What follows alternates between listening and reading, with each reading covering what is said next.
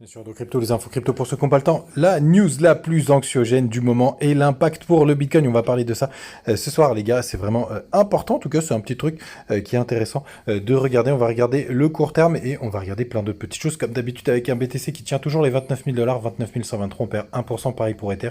On est à 1820 $. Ça dévisse un peu plus pour BNB qui perd 2,5%. XRP 5%. C'est pas beau. On a CryptoClebar qui perd 6,2%. ADA 5%. Missile Sol 6,6. Enfin bref, on est à peu près entre -3 et jusqu'à -10 pour une nuit. C'est pas très très beau, mais en tout cas, je m'attends quand même à un petit rebond et après ce sera un dernier dump pour aller chercher cette zone qu'on a tant, même si pour l'instant ça tient très très bien, c'est 0,38,2, regardez, c'est encore magnifique. On le voit bien juste ici. J'ai laissé les bandes de Bollinger parce que je trouvais qu'elles étaient plutôt pas mal, puisqu'on a eu le haut des bandes qui se situe aux 29 660 $.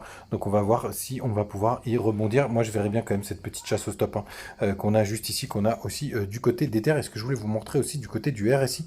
Et c'est pour ça que ça pourrait aussi bloquer à ce moment-là. On a une trendline là qui fait très très bien son job, on va dire, depuis hop, le début de l'été. Donc je serais pas surpris qu'on vienne taper sur cette borne et qu'on soit repoussé. En tout cas, ça nous permettrait d'avoir un joli petit rebond. C'est ce que je vise du côté du long short ratio. Malheureusement, par contre, c'est pas très très beau puisqu'on a tout qui est orienté plutôt à la baisse. On a toujours une grande majorité de longueur. On est à 68%, 69%.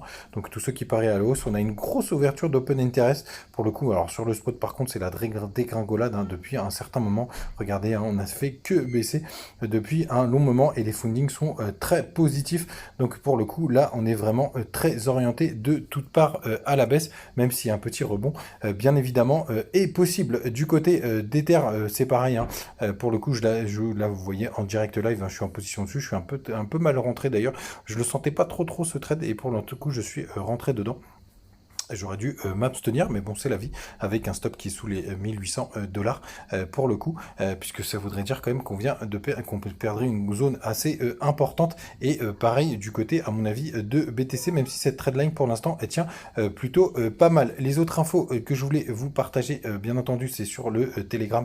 N'hésitez pas à nous rejoindre. Ce soir, d'ailleurs, il y a le FOMC à 20h. Je pense pas que ce sera ultra volatile, tout simplement, parce qu'il n'y a pas grand-chose à dire, mais en tout cas, venez sur le Telegram, on partage toujours plein d'infos, plein de news et surtout la grosse news du moment, les gars, c'est Michael Burry, celui qui avait shorté massivement lors des subprimes en 2008 et qui s'était fait un paquet de pognon. D'ailleurs, vient d'ouvrir une énorme position short de 93% de sa position donc sur le Nasdaq et c'est pour moi une news assez anxiogène forcément parce que c'est quelqu'un qui a eu pas mal de réussite sur le crash de 2008 donc forcément ça peut inquiéter mais pour le coup, est-ce qu'il va encore avoir une nouvelle fois raison? En tout cas, moi je trouve qu'en termes de money management, c'est complètement débile d'avoir 93% de son portfolio, mais je trouve que c'est une news assez importante puisque c'est quelqu'un qui peut être aussi énormément suivi par d'autres personnes puisqu'il avait prévu cette crise de 2008.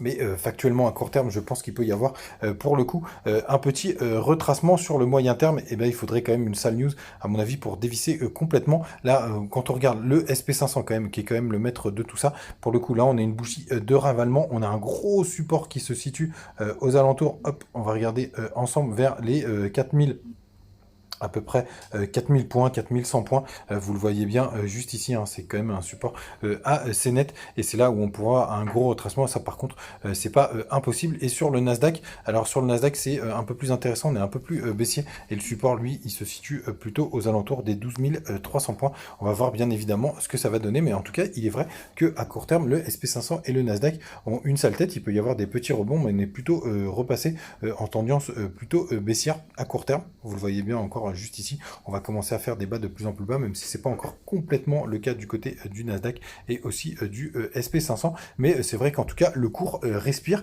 Est-ce que c'est juste une petite respiration pour repartir? Ça, l'avenir nous le dira. Les gars, je finirai juste sur un petit mot algo. En fait, le projet part complètement en vrille, donc dès que j'aurai la possibilité de remonter à BE, je sortirai de Algo, même si c'est très intéressant là, parce qu'on est sur pas très loin du point bas, du plus gros point bas historique. Je vais quand même sortir de ma position. Je préfère partir sur des cryptos un peu plus solides, puisque Algo, il y a eu pas mal de soucis et je crois qu'ils avaient arrêté pas mal de choses.